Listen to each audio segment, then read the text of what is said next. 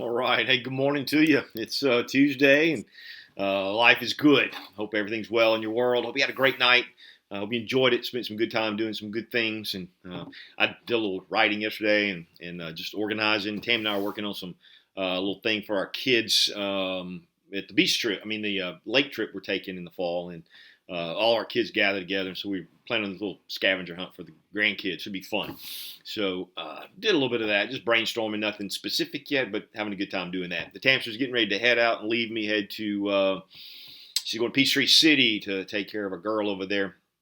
And she'll be back sometime tomorrow. So leaves me all alone by myself. Always not a safe thing, but, we'll see what happens. I got a lot of things I can get into, and so looking forward to it. So, hey, let's go ahead and jump into some truth. We're in Romans chapter 12. Man, we're trying to plod through this. It is power-packed. I mean, he is just listing gold of just some powerful reminders of truths that you and me should truly be about. And so we've been working our way through that. And so that's where we are. He spoke in terms of, and really all of this flows from chapter 12, verse 1 and 2, right? Present your bodies a living sacrifice, holy and acceptable to God, which is your reasonable service of worship, right? In light of God's great mercy and compassion, in light of his granting us salvation, removing the wrath that is impending upon the world because of their sin, you and me escape from that. And we have been grafted into this great promise and of God through Israel, and so we now are completely free. There's no condemnation. We are at peace with God. We're more than conquerors through Him who loved us. Everything's up in our world. It's all going up. And so he says, in light of all of that, what's your reasonable service of worship? What is a right thing? What is reasonable response to all of God's goodness and lavishing of his grace and his forgiveness and his love and his mercy and his inheritance and the Spirit of Christ that resides within us? What's your reasonable, $10, right? I mean, this is kind of the thing that he's speaking when he says your reasonable service of worship. What do you think the cost is? Half your year's salary? No, he says your whole life. Present your whole body a living sacrifice. So because he has given us his life for our life, there was that exchange. What do we owe in return? Everything. I'm his, at his disposal. And so what is the response in that sense? What does it look like to have presented your bodies as a living sacrifice? Well, it means that I keep myself unstained by the world. I'm not letting it affect me. I'm done with that. The whole world can fight about things and this, that, and the other, and choose sides about this, that, and the other. I don't have to. The whole world can tell me it's all about amassing as many toys as I can in this life. I don't have to participate in that. The world can tell me it's, if you don't take care of yourself, nobody else will. So make it all about you. The world can do that. I'm not doing that, right? We're not letting that world creep in and destroy what God now has given us as a solid foundation. We're going to cling to what's good, though. Those things that are good and holy, noble and right. Philippians 4:8, whatever's lovely, whatever's a good report. Think on these. Think on these things. This is what you and me are going to be about, right? We're not going to think more highly of ourselves than we ought. We're going to think so as to have sound judgment. And we're going to embrace whatever gift the Spirit of God has given to us, our spiritual gift. We're going to use it, steward it well. And then he comes to verse 9, which is where we've been working through these pieces. And he told us what love ought to look like. Let love be free from hypocrisy, right? Don't play at this thing called love. Actually love people.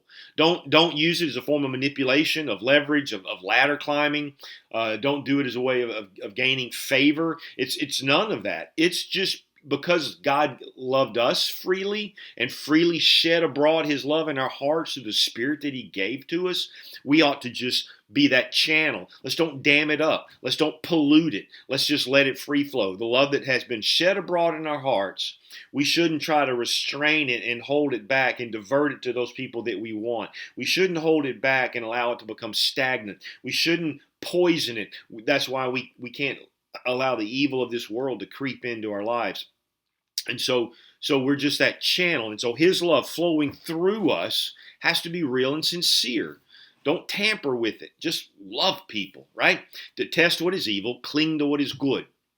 Be devoted to one another in brotherly love, right? And so we talked about all of that there's this devotion to love. Listen, let's get after it. We should be those kind of people, just bold in our love, in our brotherly love. That's our circle of believers, right? Man, love them well.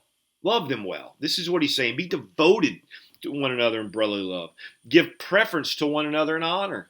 Listen, go beyond loving them as you love yourself. Give them deference. Give them preference. Elevate them, right? Be more involved in loving them. And as they do the same, it just rises. But it's not tit for tat. We love, we're devoted, right? And it doesn't matter whatever else happens. I'm setting the thermostat on high love, right? Heat, hot love. And I'm gonna unleash it, right? And I'm gonna do that without giving preference to one another. Not lagging behind in diligence. I'm going to hurry to that. I'm not going to be half-hearted with this love thing. I'm going to hurry to the hurried aspect of love. I'm going to run to the battle, so to speak. And so everywhere we go, I'm just running to the battle to give love in every place that I can, right? Fervent in spirit. That is that I'm going to keep my spirit hot and fresh and ready to go, right? I'm always ready. I'm stretched, just like a football player. You know, you got to get game ready. You got to get stretched and all that. Same thing if you're a runner. Same thing, whatever you're doing, working out, you got to warm up, right? Same thing in this spiritual activity. Fervent in spirit, man. I'm hot. I'm always warmed up. I'm ready to go. Just turn me loose, and I'm going to be a love machine. This is what he's saying here, and I think we take this too lightly. Serving the Lord. We do all of this is about what? Serving the Lord, which is what? My reasonable service of worship. He has loved me, therefore now I am going to love everybody that I can, right? This is the deal. And so this is what we've been looking at. He says, rejoice in hope, right? We're going to keep after this because we know, man, we're rejoicing in the fact that our days are going to end well. Right? That we're not under wrath anymore. I'm just refreshed every day that I'm not under the wrath of God, that he and I are at peace with one another, that my destination is heaven. And so I'm going to rejoice in that. So I'm going to labor now for the master while I can, because the day is dawning and then we're going to be in the kingdom. And so I want to love hard right now and see if we can't collect as many people and encourage as many people as we can into that kingdom. And then we're going to persevere in tribulation. It's going to be hard doing this stuff. Man, not everybody wants to be loved, and not everybody's going to trust your love. And there are going to be some people that are hard to love. And he says, listen, you persevere anyway, man. You persevere through that tribulation. We're not going to let anything stop us from doing this work that the Lord has blessed us with. That is to be loving to people. And then we looked yesterday at devoted to prayer. Man, but because of all of this stuff going on, I'm devoted to prayer, man. I'm asking God to open hearts. I'm asking God to give me wisdom. I'm asking God to give me strength, right? Wisdom, strength, all of those things. God, do your thing. I want to be in the game, right? This is that devoted to prayer. We see people hurting. We see people struggling. What are we doing? Man, I'm going to pray, and I'm going to ask God, can you heal that shoulder right there? God, could you take that little Harlem girl that we've got in our church that's in the hospital, Lord? Can you just strengthen her little body, right? These are the things that you just pray about. And so we're devoted to that. And we're contributing to the needs of the saints. We're going to take the resources that God has given to us, all of our money, and we're going to be generous with it. We know that it's just a tool. I can't take any of it with me, so I'm going to be generous and ready to give, right? Contributing to the needs of the saints.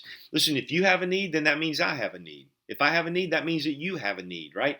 That we become partners in that.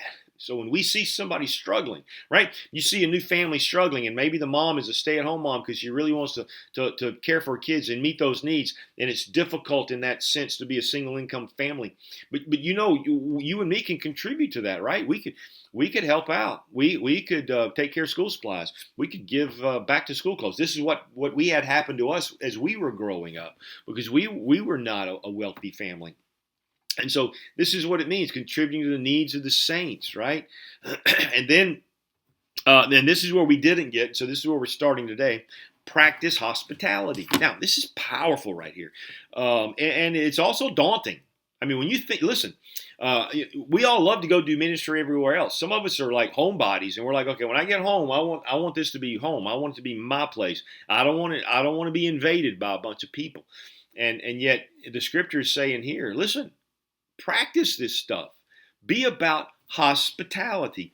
So there's several layers of things that are going on here.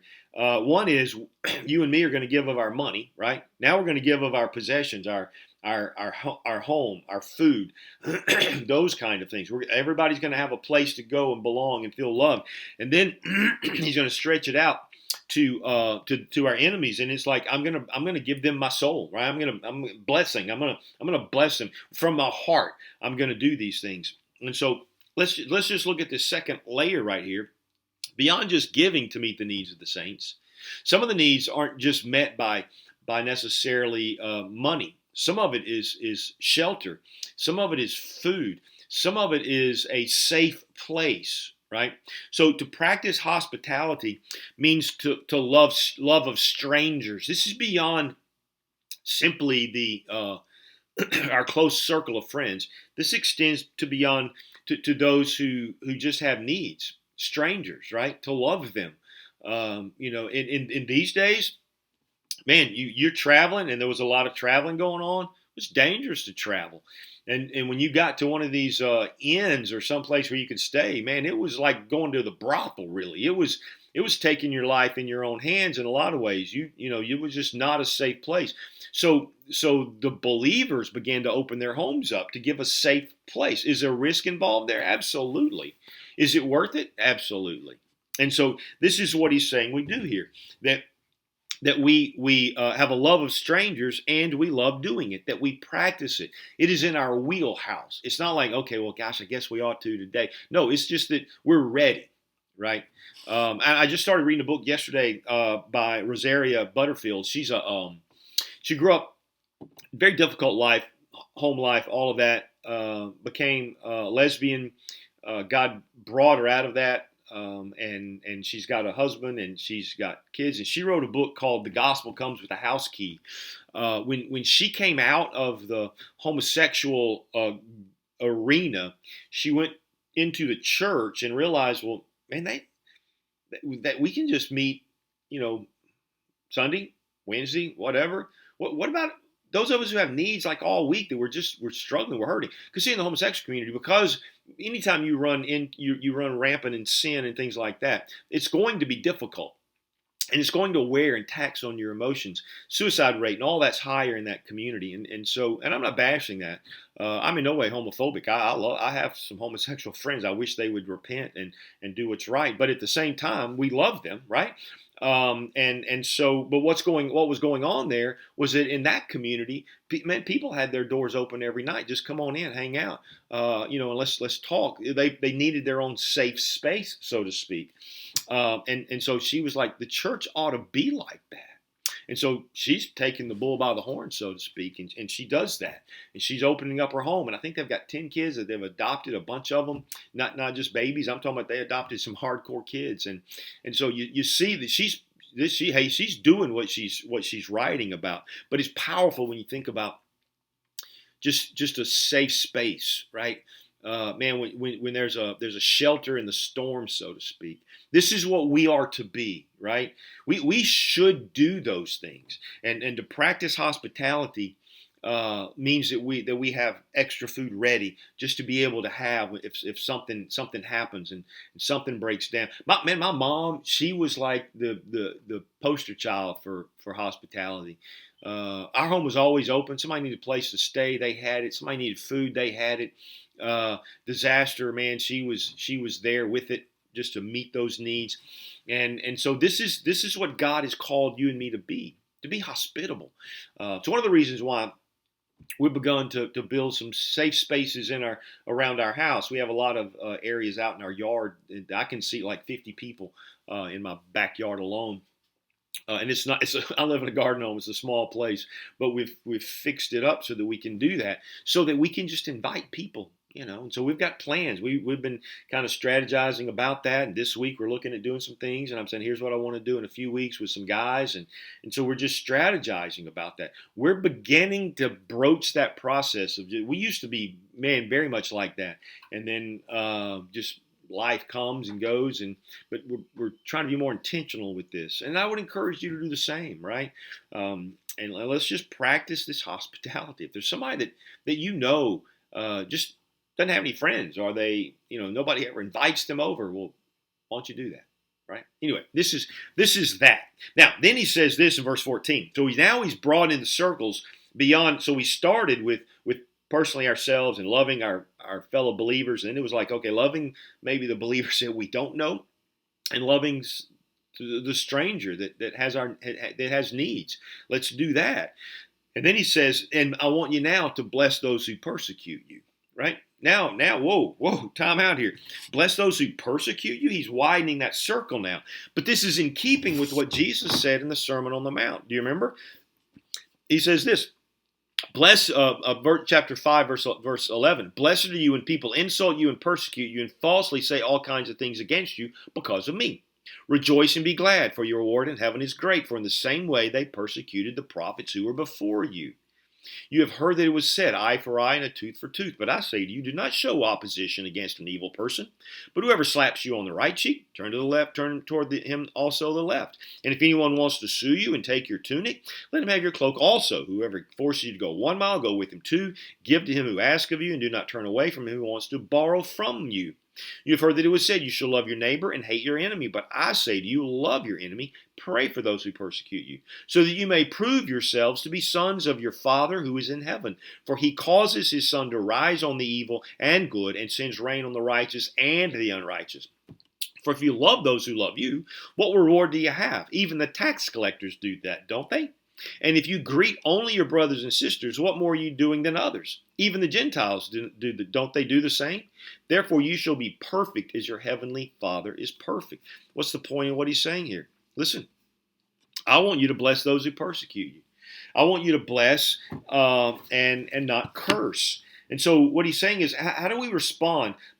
Love is how we respond to anyone and everyone. Anyone and everyone. That's how we respond. I'm going to respond to the stranger. I'm going to love him. I'm going to respond to my close circle of friends. I'm going to love them. Those who persecute me and my enemies, I'm going to love them, right? To bless means to wish them goodwill. Not to wish them evil, not to wish them harm, but to wish them goodwill and not to wish them harm.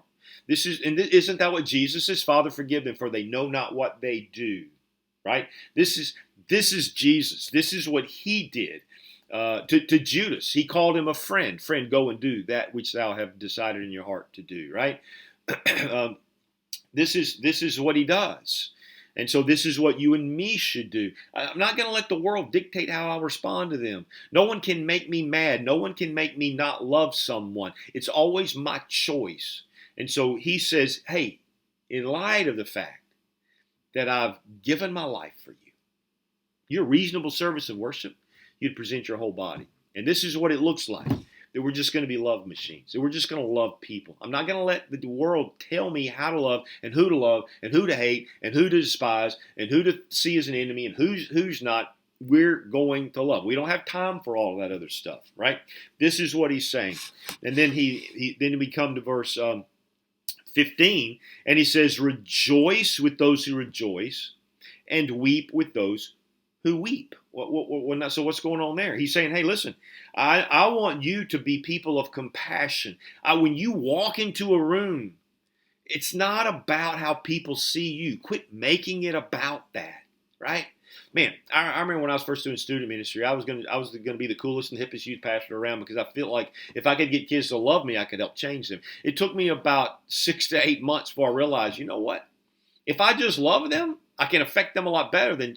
So I had it backwards. I was trying to get them to love me, like me, so that I could influence them. But the whole influence is to go love people. Man, God gave us some tremendous ministry in that aspect of things. But it comes back to compassion. I know I'm kind of stuck on that word recently, but the word, its root means to see. It means to see with an eye to meet needs. So when we have compassion, it means that we see in a way that we are empathetic and that we are sympathetic to people. And this is exactly what Paul is saying here. Be of the rejoice with those who rejoice and weep with those who are weep. Man, let's take the time to just engage with what's going on in people's lives and what they're doing and what's going on in that world. Man, if they're weeping, can we take a minute and kind of put ourselves in their place and see what the Lord would have us do as we just put an arm around them and weep with them? And when really good stuff is happening, instead of thinking, man, no, I wish something good would happen to me, why don't we just take the time to really lift that up and celebrate like it's their birthday because they're rejoicing over something? This is the truth. This is game-changing stuff for you and me. Lord bless you. Wish we had more time to keep going. We don't. And Lord willing, I'm going to see you in the morning.